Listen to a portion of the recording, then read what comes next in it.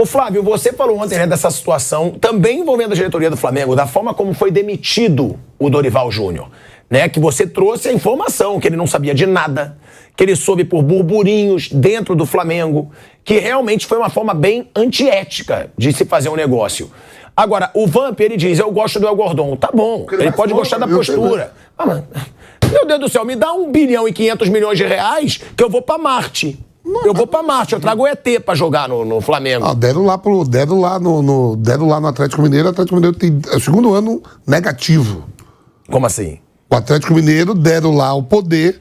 Bom, mas não é o dinheiro que tem o Flamengo. É dinheiro, mas tem, não tem lá, como é o Zé ou o Zeme lá? Os R's. Votado em 2 anos seguidos aí. Vai agora brigar por quinto ou sexto. Vai buscar o Flamengo, não.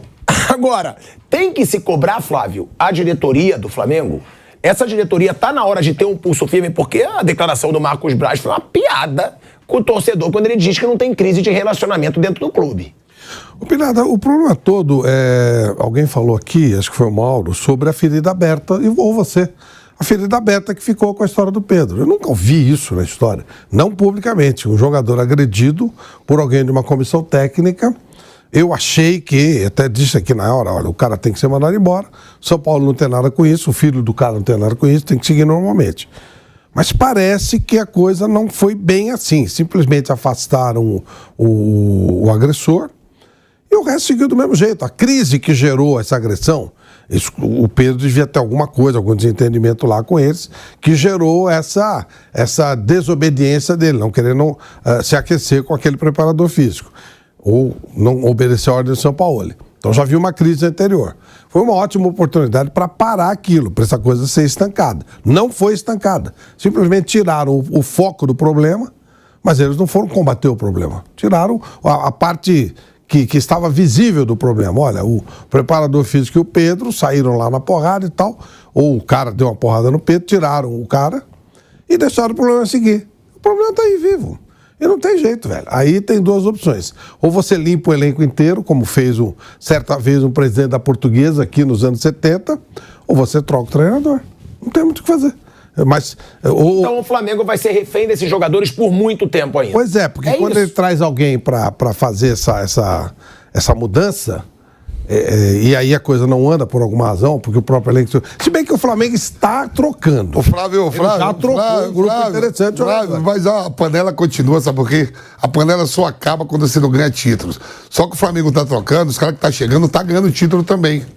O Flamengo não está com jejum de título. A panela vai ficando, por exemplo, assim, ó, não está jogando nada, mas é campeão de Libertadores. Everton Cebolinha, o Davi Luiz não estava na primeira leva, a primeira leva era o Pablo Mari com o Rodrigo Caio.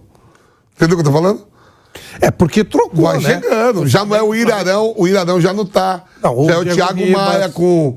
Vai chegando. Não, mas foi trocando. Agora, se está renovando, aí você precisa combater, porque eles estão trocando. Agora, realmente, tem que trazer um treinador e respaldá-lo para que ele faça as trocas. Mas não me parece que a diretoria dá respaldo nenhum. Ela cobra o resultado imediato. Quando você tem uma ferida deste nível... Para tirar, exige muita coisa. Tira a ferida, você vai ter que fazer cirurgia, você vai ter que fazer uma coisa pesada. E me parece que eles não têm capacidade para isso, não. Os diretores, eles são sensíveis a resultados e pressão de torcedores e os jogadores, eles estão lá deles. Eles simplesmente vão levando a coisa e ganham título, são bons jogadores. A chance de ganhar essa Copa do Brasil é enorme. Pode perder do Grêmio por um gol diferente, depois pega São Paulo, Corinthians e tem condição de ganhar. E vai ficando isso, vai perpetuando. Que tal trocar, por exemplo, o diretor? Eu falei isso ontem no Canelada, eu falei... A gente vai para um break na Rádio Jovem Pan, seguimos no YouTube. Tá 3 jogos de poder botar mais um título na mão, que é a com Copa 2 gols de vantagem contra o Grêmio. Com a Copa do Brasil. Agora, o que me surpreende muito, você tem um plantel muito caro, como é o do Palmeiras, o do Atlético Mineiro, o próprio Corinthians... quando eles devem fazer isso, traçar metas. Eu tenho uma folha de 40 milhões. Eu quero o Campeonato Nacional e quero a Libertadores. É isso que a gente fala muito. Dos 3 eu tenho que ganhar 2. Os times mais ricos. De repente você pega Bahia, Fortaleza, eu quero traçar um mata-mata. Claro. E eu vejo os times poupando, os times que têm mais dinheiro, poupando para ganhar o Campeonato Nacional. Por isso que o Botafogo está tantos pontos de frente. Você tem que traçar. Qual é mais importante? Ser campeão do brasileiro ou campeão da Copa do Brasil? É muito mais importante ser campeão brasileiro. Essas coisas que tem. Se eu sou presidente, peraí, Bonitão. A gente traçou aqui. Por que você tá metendo time reserva no brasileiro? Porque 38 rodadas, eu quero ganhar o brasileiro. Mas eu não acho que esses caras eles não façam isso sem respaldo de diretoria. Tenho certeza que você conversaram entre diretoria e os técnicos dos clubes. Acho muito difícil o técnico. Mas eu acho que tem muito a ver com o que o Mauro fala. Que no mata-mata, esses caras começam a decidir título mais cedo. Eles começam a ver que é mata-mata, que tá eliminando, que no brasileiro perde um jogo, dá uma desmotivada. Ah, ficou pra trás. Ah, já tá muito atrás da tabela. Mata-mata não. Você tá ali, você segue vivo. Vamos, agora é a hora, vai, vamos chegar na final. Eu acho que mexe um pouco mais. E aí, com esse time do Flamengo, que já é apático, mexe muito mais. Mas mata-mata, qualquer time ganha. Ou pode ganhar. Campeonato Brasileiro de turno e retorno, você tem que ser time.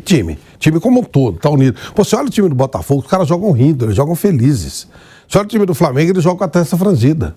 Os caras jogam tensos. Pode ver. O time do Botafogo joga numa felicidade. Pô, quando acabou o jogo no sábado, foi contagiante o que eles fizeram.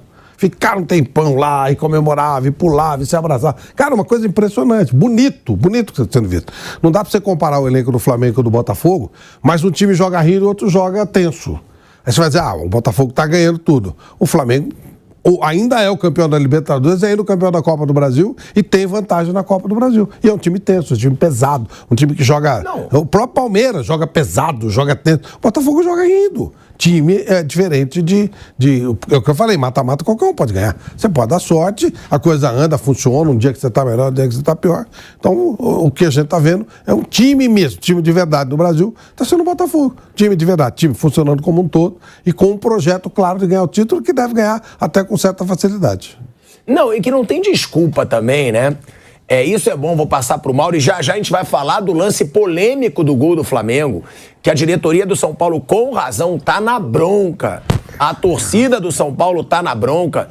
Agora, tem que chamar muito atenção também sobre essa situação que o Flávio Prado diz, é um time triste, é um time apático, não tem felicidade, mas não priorizou o Campeonato Brasileiro. O negócio é o seguinte, é um time do Flamengo que montou um elenco galáctico. Por que o time reserva não pode jogar melhor também do que vinha jogando? Eu acho que isso tem que ser criticado também, isso tem que ser falado também. A gente tá voltando aí pro ar na Rádio Jovem Pan, e a gente fala pra rádio... De volta à Rádio Jovem Pan. Mauro, a gente já vai falar do pênalti pro Flamengo, muito polêmico, gerou muita reclamação da torcida do São Paulo, dos jogadores e da diretoria. Mas antes, o Flávio falou dessa situação e o Vamp também. O Flamengo não prioriza o brasileiro, tá priorizando o mata-mata. Agora, pra que então que faz tantas contratações galácticas pra ter um elenco, né? Porque o elenco reserva do Flamengo, o time reserva do Flamengo, ele nunca joga nada. Sempre quando joga e recebe oportunidade, nenhum jogador aproveita a chance, nenhum. A grande maioria não aproveita a chance. E aí a gente lista aqui, Everton Cebolinha. Quando entra, não mostra nada. O próprio Pedro, que reclamou recentemente, ele estava numa má fase. Quando ele entrava, o Gabigol ficou inclusive lesionado. O Pedro não estava jogando muito bem quando ele entrava. A gente tem o próprio Varela, não aproveitou muita chance. Os meninos estão aproveitando. Os meninos, sim. Os meninos estão querendo o Wesley e o Vitor Hugo. Sim. Quando eles entram, eles entram pra rasgar mesmo. Aí você vê pegada pra valer mesmo. Verdade. Se firmou como titular, inclusive. Nossa, com razão. Então, o próprio Marinho, né, que já foi embora, quando recebia a chance, não jogava nada no Flamengo. Isso incomoda também, né, Mauro? Um time reserva que é contratado a peso de ouro, que muitas vezes os reservas também não mostram serviço. Então, mas não tá focando no brasileiro. Tá bom. Mas esses reservas, eles não são capazes de ganhar muitos jogos do Campeonato Brasileiro. Pra que se contrata um elenco, então? Então tem só time titular. E outra, o Flávio tem razão, esse Flamengo realmente joga tenso e sem vontade, você comparando o Botafogo e o Flamengo é um time triste hoje, o Botafogo é um time alegre em campo? O Flamengo é um time que tá derrubando o técnico, pô. Você acha que tá na cara isso? Mas tá muito evidente. Eles não gostam do técnico, eles não seguem. Se você pode dar a orientação correta ou errada, eles não vão fazer com o cara. O cara fica na beira do campo, pedindo pra compactar, aproxima, sob a marcação, eles não fazem. Pô, Mauro, mas não querer jogar um jogo de mata-mata de Libertadores é muito desrespeito pra torcida. Então, o que nós vimos na quinta-feira? O time do Flamengo jogou quinta-feira, o time brigou. O que aconteceu no outro jogo? Primeiro, que são 2 jogos. O Flamengo fez um primeiro tempo arrastado contra o Olímpia, não pressionou o Olímpia, fez um gol no começo do segundo tempo e parou praticamente. Não lutou para um segundo, terceiro gol. Aí vem aquele papo, o segundo jogo em casa é melhor. Depende, se você tiver a competência de fazer sobre um time que é mais fraco que você, uma boa margem de gols no primeiro jogo, o segundo jogo em casa vira um passeio. Fizesse 3-0 no Olímpia, e o Flamengo tem time para meter 3-0 no Olímpia, no Maracanã, ou 4, e no Paraguai só passear. Mas fez um gol, deixou o adversário vivo, tomou 3 gols de cabeça, várias falhas foram cometidas, erros individuais, coletivos, atuações horríveis do Davi Luiz, do Felipe Luiz, por exemplo, horríveis. Do Matheus Cunha. Péssimas atuações, assim, coisa medonha. E o Gabigol, nulo, Arrascaeta mal, todo mundo mal. Everton Ribeiro, péssimo, errando passes, todo mundo muito mal. O Wesley não jogou, nem passava no meio campo, lá assustado parecia o garoto. Então foi um horror. E os caras não estão a fim de fazer o que o técnico manda. Então, na prática, esse tipo de comportamento, que é uma certa espécie de insubordinação tática, você não segue aquilo que o técnico quer, você não faz o que é treinado. Foi assim com o Vitor Pereira do Fla-Flu, 4-1. O Fabrício Bruno ainda sai de campo no intervalo e fala assim, não foi isso que ele nos pediu. Não foi isso que o técnico treinou. Estamos fazendo tudo diferente. É uma história que se repete. A queda do Paulo Souza, Flamengo e Bragantino. Alguém acha que o cara treinou para jogar daquele jeito? Nenhum técnico treina um time para jogar daquele jeito. Agora, os caras não querem seguir, os caras não querem fazer. É nítido isso. Eles não gostam do Sampaoli. Sampaoli também tem culpa no cartório. Inclusive os reservas. O Flamengo e Cuiabá. Os reservas, acho que mais ainda, porque não jogam. A segunda entrevista do Felipe Luiz deixando bem claro que está desorganizado. O Felipe Luiz deu uma agora depois do jogo contra o Olímpia. O Olímpia já tinha dado uma lá atrás. Ele está desorganizado e ele não está jogando nada. Aliás, ele já deveria ter ido embora do Flamengo. O Felipe Luiz não tem condições de ser um jogador profissional que atue regularmente. Fez um jogo excelente contra o Grêmio, depois foi uma porcaria contra o Atlético e péssimo contra o Olímpia. Ele é um jogador ótimo jogador. Sempre lembrar, né? Ótimo final jogador. Contra o Palmeiras, gol nas costas dele da Libertadores. Final contra o River Plate, gol nas costas dele na final de Libertadores. Sempre os jogos mais corridos ele não aguenta. Ele nem terminou, ele saiu no primeiro tempo contra o Palmeiras e no primeiro tempo contra o Atlético Paranaense também. As 2 finais de Libertadores recentes, ele saiu no primeiro tempo. E teve a do River, que o gol foi nas costas dele também. Sim, ali eu achei que foi mais falha do Arão e do Gerson que bateram cabeça, né? Mas enfim. Mas foi do lado dele. O fato é o seguinte, o Felipe Luiz foi um ótimo jogador, mas ele hoje não tem mais condições, gente. Então, não dá pra você ter um cara no elenco que você prepara para um jogo contra o Grêmio, que ele vai bem, e esse jogo depois fica meses sem jogar. Você não tinha a menor condição de jogo. Ele chegou a devolver uma bola, atrasar uma bola no peito do adversário no primeiro tempo. Ele deu a bola no jogo do Olímpia. Um cara como ele, super lúcido dentro de campo, cheio de recursos. Ontem na coletiva do São Paulo, à noite eu vendo em casa, teve duas perguntas interessantes que fizeram para ele, né? Essa que os caras perguntou a ele, que o Felipe Luiz falou, perguntado para ele desconversou, e outra que ele, quando ele estava no Atlético Mineiro no Santos, ele ontem na coletiva falou, os jogadores têm que se adaptar ao estilo, né, mais ou menos esse trabalho. Né? Ele falou no programa do Sport TV, quando o Paulo Souza era o técnico, deu entrevista, né? Aliás, o São Paulo nunca deu entrevista exclusiva. Aí estava meio querendo chamar a atenção, que estava desempregado e tal, foi lá no Sport TV. Aí ele falou o quê? Não, o técnico tem que se adaptar aos jogadores e tal. Aí ontem ele falou o contrário. Não, o jogador tem que se adaptar ao técnico. Aí o cara lembrou lá atrás, né? Pois é, aí você junta os dois e você vê que é uma contradição. Quer dizer, ele tem muita responsabilidade, ele também não está se ajudando. Não acho que ele seja um mau treinador, acho que ele tem bons conhecimentos, já montou boas equipes. Como é que foi no jogo do Flamengo contra os times do São Paulo? 1-0 no Santos, duríssimo jogo, né? No Brasileiro de 2019, gol do Gabigol. 4-0, o Flamengo já era campeão, tomou de 4-0. Depois teve 1-0, né, para o Atlético Mineiro do Maracanã, gol contra do Felipe Luiz, e o 4-0, que derrubou o Domenech. Então, assim, os times dele já vieram para cima do tempo do Universidade do Chile, o time do Montilho, que ele era o técnico também, que atropelou o Flamengo também, eliminou na Libertadores. Esse cara não sabe nada, não. Ele é um cara com bons conhecimentos técnicos, só que ele é um cara difícil de relacionar, porque só vai funcionar num elenco mais, digamos assim, cordato, né? Que vai aceitar o técnico caladão, que só passa. E esse elenco do Flamengo, não é assim. Então, assim, os dirigentes que contratam têm que saber que ele está misturando duas coisas difíceis ali de combinar. E eles ficam nessa tentativa e erro. E esse ano a tentativa e erro só dá em erro. Agora, é claro que os jogadores, assim, quando a gente fala que o jogador não quer, eles não estão seguindo. O técnico pode treinar o que for, não vai funcionar. A não ser que ele chegue na quarta-feira e fale, aqui não queremos ser eliminado, vamos tentar seguir aqui, por alguma razão. Mas não funciona. E aí tem algumas coisas, por exemplo, porque ele não tira o Gabriel do time em nenhum jogo? O Gabriel não tem mais condição de ser o titular absoluto, gente. Há muito tempo que ele não está jogando para isso. Eu acho que ele tem uma importância muito grande na história do clube. Eu acho que ele tem muita identificação com o Flamengo. Ele entende muito bem as coisas do clube como são. Ainda é um jogador que pode render no Flamengo. Ele eu acho que é. Sim, sim. Mas o banco pode fazer bem, Ele né? vai fazer 27 anos ainda. Ele ainda é um cara novo. Mas ele não tem correspondido. Ele não faz diferença. Ele é facilmente marcado. Não consegue criar uma jogada. É um momento ou outro, que a bola que ele meteu na cabeça do Bruno Henrique, lá no gol do Olímpia. Aí você vê quantos jogos tem isso. Aí passa um jogo, outro jogo, não acontece nada. Não leva perigo, não cria uma situação. Enfim, é um jogador previsível até. Ô, Valdo, você... Então, assim, eu acho que ele mesmo tem que refletir onde que ele vai. Aí os caras estavam discutindo há pouco tempo atrás, algumas semanas, estavam no noticiário, renovação de contrato. Por que renovar o contrato? Vai até o final do ano que vem. Não, pedindo 2 milhões de salário. Não, por quê? Tem isso, o Gabigol quer o cara 2 daqui é milhões aumento. de salário. Vem cá, bonitão, vamos discutir isso no ano que vem. Quando chegar lá para maio do ano que vem, abril, maio, que você vai entrar já no último semestre, vamos conversar, você avalia o momento do jogador e tem que dizer, ó, se fosse hoje, né? Cara, você hoje não é o Gabigol 2019, 2020. Não, peraí, não, você não é, você não está jogando, a gente não vai pagar você isso aqui, então, o que você está pedindo. Você não merece, cara, você não merece um aumento, o que eu estou dizendo. Você vai ganhar igual, ou sei lá quanto que vai ganhar, mas você não merece um aumento. Por que eu vou te dar um aumento? Você está jogando menos que jogava antes. O que acontece? Aí vão renovar o contrato ainda, o quê? Com medo de perder o cara? Tiver que ir embora, vai embora. O Zico saiu um dia do Flamengo, o Flamengo não acabou, gente. Ah, mas aí gastaram muito dinheiro, ele já deu retorno. Os 17 milhões de euros que ele custou, já deu retorno. Ele fez gol em 3 finais de Libertadores, 2 o Flamengo ganhou. Ele foi valiosíssimo no título brasileiro de 19 e de 20, que ele jogou pra caramba na reta final com o Ceni. O de 2020 ele pegou no... Né, ele carregou nas costas. Lembra aquele da Gabigol? Vê com o Gabigol agora. Em campo, é totalmente diferente. Ele tem que ver isso, alguém tem que falar pra ele. Ao invés de falar em renovar contrato, a conversa com o Marcos Braz tinha que ser essa. Gabriel, você não tá bem. Eu não posso renovar o contrato com você, discutir um aumento se você não está fazendo por merecer. Não, peraí, mas eu sou o Gabigol. Você é o Gabigol, tudo bem, pode ser ali o Gabi, pode ser o que for, você não está jogando, cara.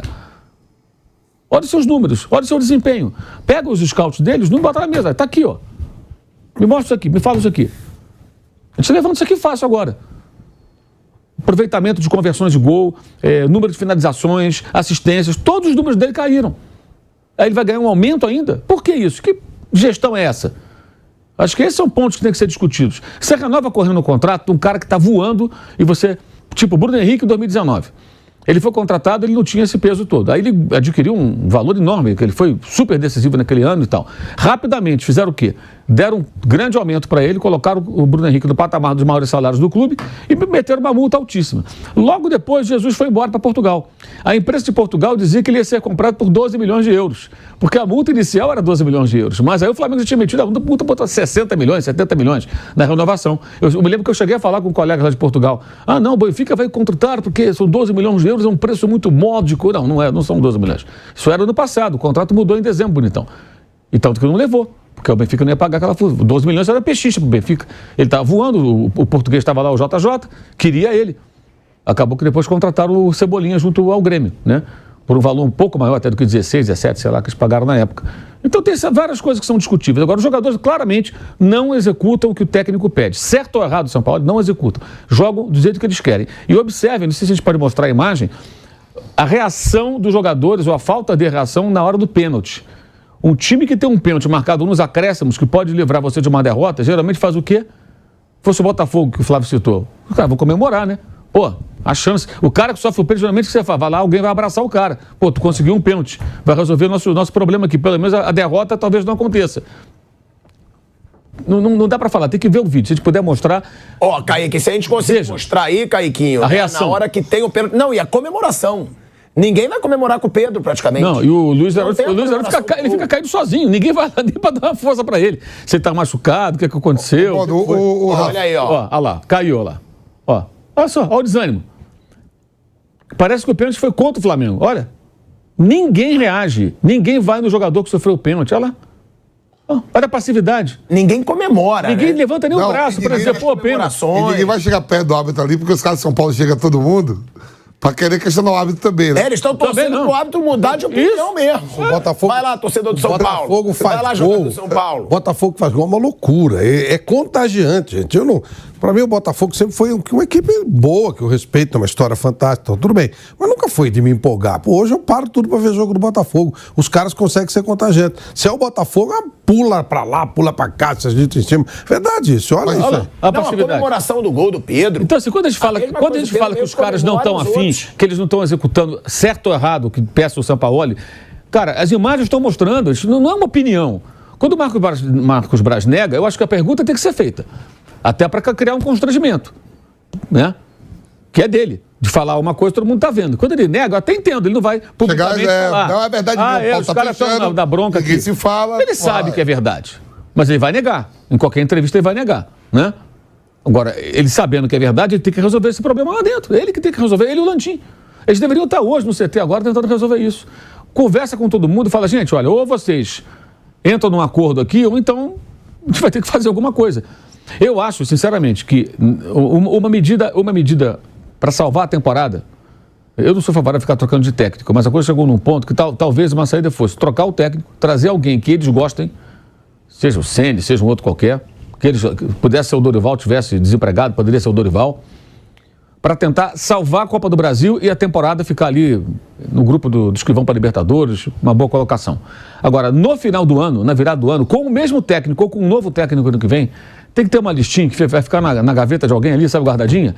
Esses caras todos têm que ser negociados ou não ter contrato renovado. Quem? Todos os caras que você detectar dentro do ambiente de trabalho, que são os caras que remam contra ou que comandam esse tipo de movimento, que é quase um movimento de insatisfação, que eu acho até normal. Você pode não gostar do teu chefe, pode achar o cara o pior possível, mas você tem que fazer o seu trabalho, tu é pago para isso, cara. Você pode não gostar do técnico, mas você, cara, tem uma torcida, tem uma camisa, tem um compromisso profissional. E no caso do futebol, não é só profissional. O trabalhador normal, ele se relaciona, em geral, né, com a empresa, uma relação, né, capital-trabalho. O cara paga, você trabalha, pronto, acabou. No futebol, você tem uma relação emocional. Porque você tem, no caso, milhões de pessoas que torcem por aquele clube e os resultados do seu trabalho, né, perdendo, ganhando, jogando bem, jogando mal, tem impacto na vida dessas pessoas. Elas ficam tristes, elas ficam alegres, elas sofrem, elas ficam eufóricas. Então, tem esse algo. Por isso, também, quando você joga em time grande, que mexe com as emoções de tanta gente, você ganha salários milionários. O trabalho do Vampeta, quando ele jogava futebol, é diferente do trabalho dele aqui hoje. Aqui ele dá as opiniões dele comentando futebol. Agora, quando ele jogava, se ele ganhava, a torcida ficava feliz. A torcida imensa. Corinthians, por exemplo. Quando perdia, é o contrário. Então, é uma responsabilidade. Por isso, ganha muito bem também. E tem que ganhar bem mesmo. Tudo bem, o clube fatura mundial tem que pagar bem os jogadores. Concordo plenamente. Estou dizendo que tem que ganhar pouco, não. Tem que ganhar bem. Mas você tem que ter uma relação de responsabilidade com o trabalho e com o seu patrão. O patrão é o torcedor, gente. Se não tem torcedor, não tem dinheiro, não tem renda, não tem salário alto, não tem nada. Então, esse é o ponto. Alguém tem que chamar isso de responsabilidade. Se não consegue, então talvez a saída fosse: muda o técnico, agrada agora os caras, tenta salvar o ano e na virada do ano você tem que fazer uma limpa. Mas uma limpa de verdade. Agora, quais são as cabeças da cobra? É uma cobra de várias cabeças, né? Ou com algumas cabeças. O veneno sai. E os técnicos vão sendo envenenados e vão sendo jogados para fora. Certos ou errados, né? Então, quem são? Essas cabeças de cobra têm que ser cortadas. Negocia todo mundo, entendeu? Eu já sou favorável ao seguinte: não estou dizendo que eles são lideranças desse sentido, não, porque desconheço que sejam. Mas Léo Pereira tem a proposta de 12 milhões, uma coisa assim? Acho que foi 15 milhões até, de dólares. Vende correndo. Ayrton Lucas, 20 milhões? Já vendi.